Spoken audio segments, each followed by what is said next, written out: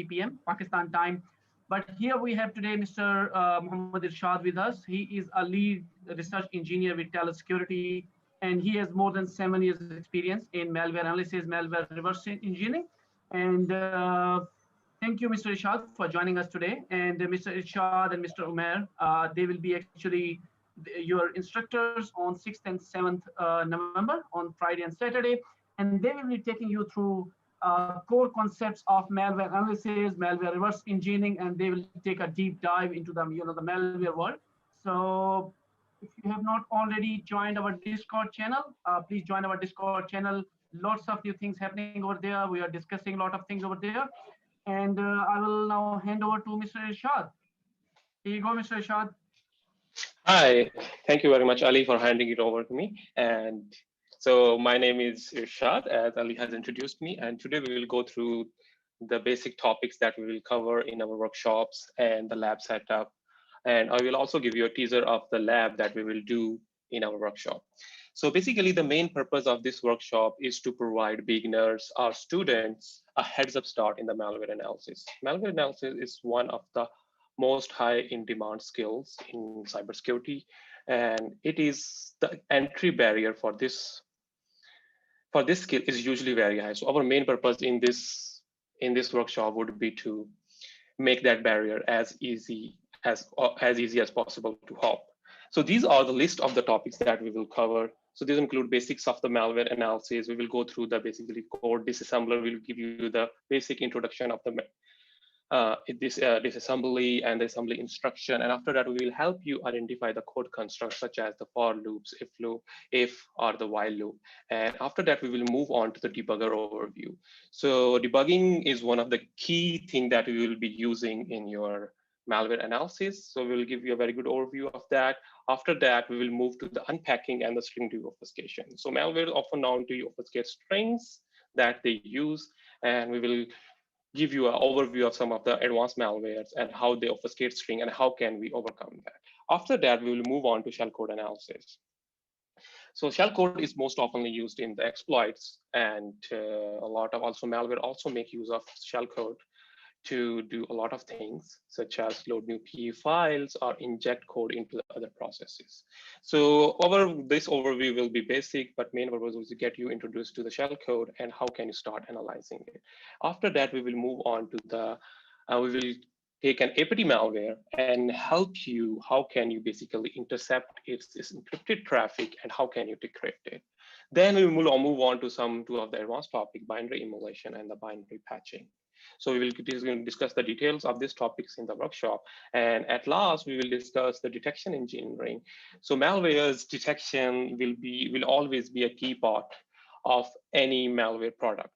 So here we will take you through the two most famous engine, so Yara and the Snot. And we might also touch on CLAM maybe if time permits. So the Yara is mostly used for static detection, while the Snot is mostly used for network-based detection. So after now our overview of the workshop is complete, let's move on to the prerequisite documents or the setup that you need to have before coming to the workshop. So this is lab preparation guide, which is mainly prepared by me, but I really want to thank Muhammad Hassan for putting an effort to refine every detail. He personally tested it. So the basic things, these are the basic things. Mainly what we will be doing, we'll be taking the Windows 7 and installing two most famous VMs that are help you in malware analysis. So on Windows 7, we will be installing a Flare VM. So you can go, so the link are present in the workshop, in the document. And this contains all of the free tools and most important tools that you will be using every day in the malware analysis. And so second VM that we will use is the Remnex. So it's a Linux-based VM, basically maintained by the Lenny Zelstor. So you guys can go and visit his profile, one of the most famous malware researcher and also an instructor of the SAN course. Now let's move on to our steps that we will take. The number first step is the create a Windows 7 VM. That is easy if you have worked with the VMware workstation. If you have not worked, there are a lot of videos available on YouTube that will help you through this. Next thing is like update Windows. So you will just simply go to the update, install as many updates as possible. So the mainly you will need to install all of the necessary updates. If you also want to install the optional updates, that's up to you, but we are mainly concerned about the security updates and all of the mandatory updates. And after that, most of this, because we are going to use this machine for the malware analysis, so antivirus and the firewall often make it hard for the malwares to do their work. So what we are going to do is to disable these two engines. So we have provided you the links here, which can help you disable it. And the next step would be to install the Flare VM.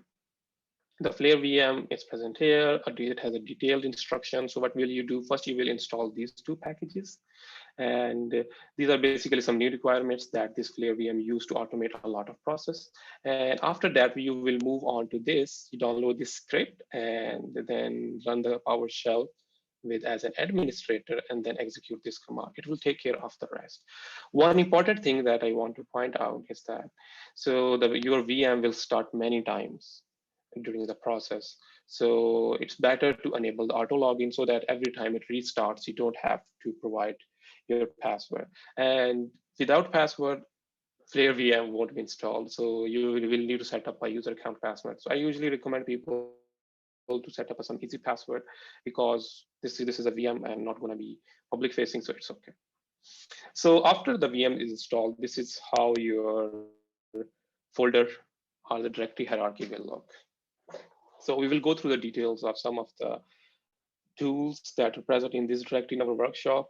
But other than that, you can basically Google and find out yourself. So sometimes it happens because some of the tools don't get installed properly. So during our testing on Windows 7 VM, we find that sometimes Flare, FakeNet, and just one of the most important tools that we will use doesn't get installed properly. So we provide, so what you do, you just run the command prompt as administrator and execute this command, it will install. And Floss is another tool that was not installed during our testing, so you can install it here. The next thing that we are going to, in our workshop, so we are going to be analyzing the shellcode. So therefore this, we will be using this very easy shellcode to execute. So it contains some tools and a bash script. So you can just go one thing that and download it and save it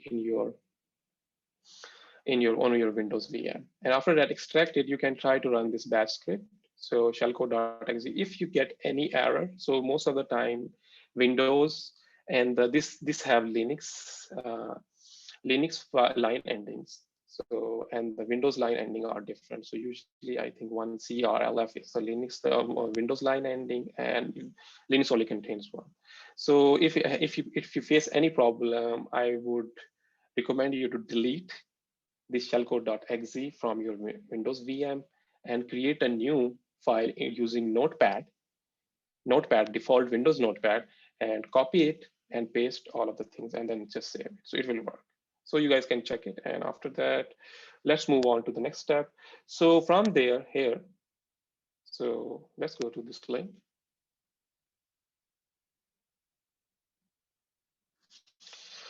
So you will download this from, you can either download from Google Drive or this upload files.io.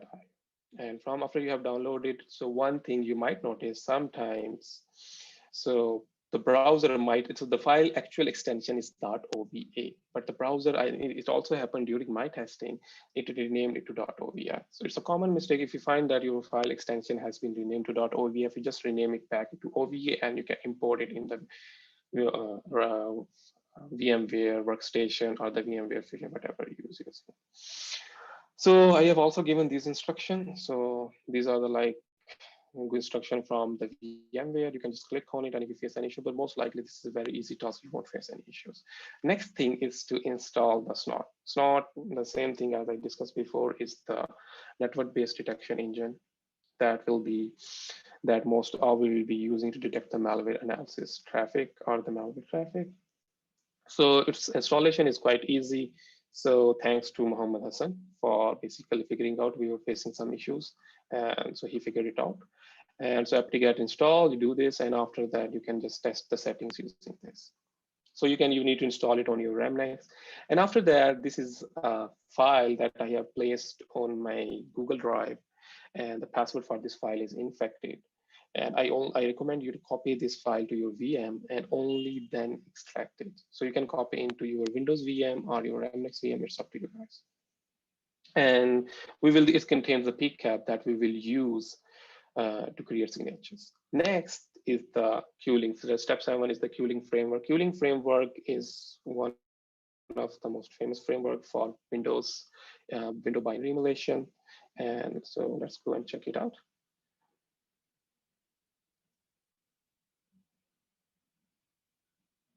So this is the documentation. So if you go into the overview, installation, introduction. So it's basically class platform. So Windows, Mac OS. This in most of the cases, it has been really useful to us during the malware analysis. So just wanted to give you an introduction that if you face in some problem or you need to automate or something, this type of frameworks already exist. So next we move on to the Remnex VM. So fake.ng is default, does not seem to work properly during our testing. So there might be an issue with it. So what we did, we have given you instruction to install from the scratch. So now you will have a fake.ng on your Windows VM and on the Remnex VM.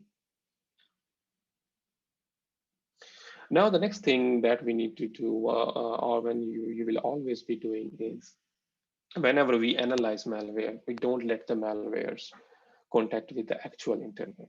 So what we do is we will be using Remnex VM to simulate a network for our Windows VM to use. So for example, all of the network requests, DNS requests, TCP or UDP connection from our Windows VM will go to Remnex VM, and Remnex will simulate simulate the request and will send the response back to the Windows VM. So this is all your malware will be thinking it's actually talking to the internet, but in reality, it will be talking to the Remnex VM. So this step basically will cover that part. So the first thing that we need to do is to convert our host only. So previously it would be at the NAT. NAT basically connect your VMs to the actual internet. In the host only, it won't connect your VM to the actual internet. It will just create a small network or small network interface that will only present on your host, and it will have no connection to the internet. So the first thing, okay, we convert this, okay, both Remnex and the Windows VM, and then the second thing is to make the static IP static. So it is necessary, for example, in DNS request, so we can, whenever we receive a DNS request, we can just send back the Remnex VM IP. So it will be easy for us. So there are multiple ways to make IP static on Linux. So in our testing, I find this to be most easy, but if you know any other way to make the IP static, please go and use that. It's perfectly fine. You just need the static IP and that is all. Next, so what we will do, we also need to mix the Windows IP static. So the configuration is pretty standard configuration. I think most of you guys have already done that. If you don't know, you can follow the instruction on this link. And ultimately, these are for me in testing, these are the configuration that I have used. So now what we'll do is we will start the INetSim. So INetSim is basically a tool that will simulate some of the most important services that are present on the internet, such as FTP, SMTP, HTTP. So these are the protocols that whenever you're accessing, these are the most used protocols. So we do, and then so the fake DNS is a tool that is present on Remnex VM. So what it will do, whenever it will receive a DNS request, it will respond with the Remnex IP. Okay. Now what we do is, like, to test that whether our system is working, we do the ping google.com. So, and you see pinging google.com in the DNS, what the reply our Windows VM got is the IP of Remnex VM. And now it is actually pinging the Remnex VM, and that's good. So this is the installation of this workshop. The Remnex VM and Flare VM will take a considerable time and require a lot of patience on your end. So you guys, if you are successfully reached to this point, you should pat yourself on the back. If you don't, so there are two options. Either you can throw your desktop, or you can reach to us on the Discord channel, as Muhammad Ali has shared. So yeah, that is all. for this session. From my side, handing it back to Ali.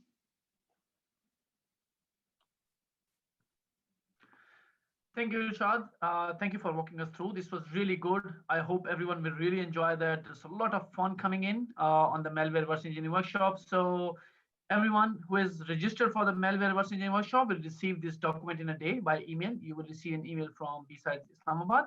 And also, as we mentioned, join our Discord channel to join that fun. And join the Malware Reversing Engineering Workshop, and volunteers will be there actually to help you out in Discord channel. Also subscribe to our YouTube channel as well, and you will actually see a lot of sessions over there which will be happening, because we have just 1 week to go, so we will have a lot of stuff coming up there as well. So just keep an eye on our Facebook channel, on our YouTube channel, and active community is there to help you in Discord as well. And yeah, we have just 1 week to go, so we are very excited and hope you guys are very excited as well. So this was it for today, and thank you everyone who was listening and watching to us. Thank you. Have a good day. Bye.